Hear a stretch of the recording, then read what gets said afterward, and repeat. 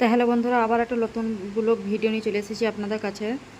তো আজকে রান্না করব মাংস দিয়ে কচু রান্না। তো ফার্স্টে আমি শিলে আদা রসুনটা বেটে নেব। তো শিলে আমার আদা রসুনটা বাটা হয়ে গেছে, এবার আমি তুলে রেখে দেবো বাটিতে করে। তো এদিকে আমি মাংস ধুয়ে কাটাকুটি করে রেখে দিয়েছি। তো ফার্স্টে আমি চুলো ধরিয়ে পতিলাটা চাপিয়ে দিয়েছি, পতিলাতে এবার তেল দিয়ে দেবো। তো তেলটা যখন গরম হয়ে যাবে তারপর পেঁয়াজটা দেবো। তো পেঁয়াজটা আমি মোটা মোটা করে কেটে দিয়েছি, অনেকক্ষণ টাইম লাগবে ভাজতে। তো পেঁয়াজটা খানিকক্ষণ লাল করে নেবো, ভালো করে নাড়াচাড়া করে নেবো। তো পেঁয়াজটা আমি যখন দেখবো যে লাল হয়ে গেছে, তো আদা রসুন বাটাটা আছে ওইটা দিয়ে দেবো।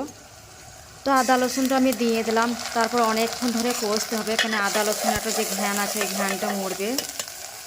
তো আমি সব মশলাগুলো রেডি করে দিয়েছি, এবার মশলাগুলো সব দিয়ে দেবো এক এক করে। তো এখানে মশলা আছে জিরে গুঁড়ি, লঙ্কা গুঁড়ি, হলুদ গুঁড়ি আর লবণ।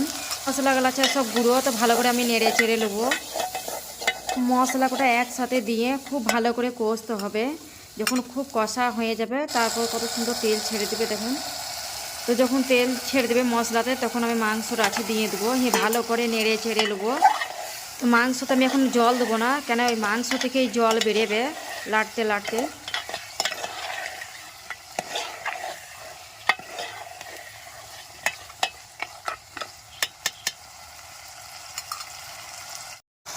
তো এই মাংস কষার থেকেও তেল কেমন ছাড়ছে। এবারে আমি যে কচুগুলা ধুয়ে রেখেছি ওই কচুগুলা দিয়ে দেবো। তো কচুগুলা দেওয়ার পর ভালো করে কষতে হবে। আমি চামচে করে ভালো করে নাড়াচাড়া করব, যেন তলাতে লেগে না যায়।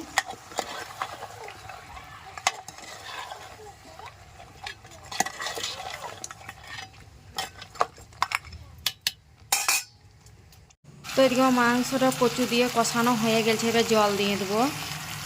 তো জলটা আমি এক হাঁড়ি দিয়ে দেবো, যেন কচুটা সিদ্ধ হয়। তো আমি ঢাকনা দিয়ে দেবো। এবার ঢাকনা খুলে দেখছি তো ফুটে গেছে। আর এইদিকে আমি বিলাতির রান্না করব আর পটল ভর্তা করব। তো আমি চুলোতে বিলাতি আর পটলটা ভরে দেবো। তো চুলোর আঁচে বিলাতি আর পটলটা খুব ভালোভাবে সিদ্ধ হয়ে যাবে, পুড়িয়ে যাবে। তো চুলোতে কত আঁচ আছে দেখুন। তো এইদিকে আমার কচু মাংসটা হয়ে গেছে, এবার নামিয়ে নেবো।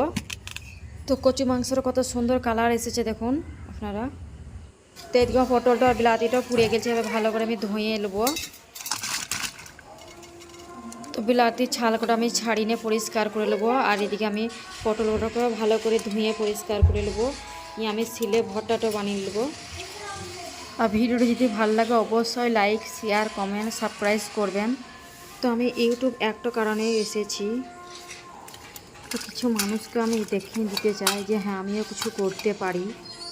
তো জানি না আমি সফল হতে পারবো কি পারবো না। তো ভিডিওটা যেই দেখবেন পুরো দেখবেন, আর লাইক, শেয়ার, কমেন্ট করবেন, সাবস্ক্রাইব করবেন, কেন আমার নতুন চ্যানেল খুলেছি, অবশ্যই দরকার ভিউজ, সাবস্ক্রাইব সবই। আর আমি কিছু মানুষকে দেখিয়ে দিতে চাই।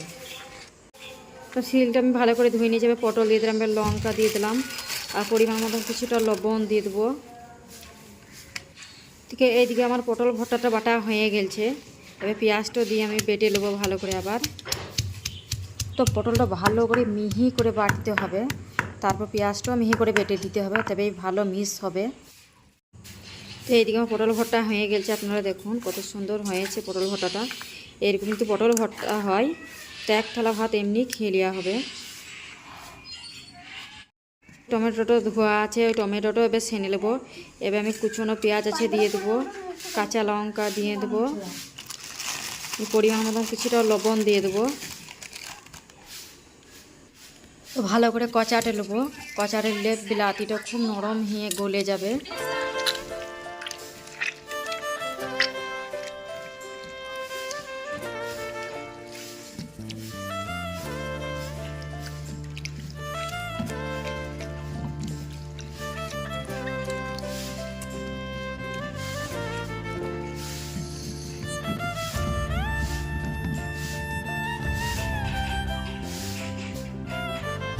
তো এইদিকে আমি সবারই ভাত বেড়ে নিয়েছি, এবার সবাইকে এক এক করে দিয়ে দেবো, আর আমি নিজেও খেয়ে নেবো। তো এইদিকে আমার মেজো ছেলেটা ছোটো ছেলেটা বসেছে ভাত খেতে।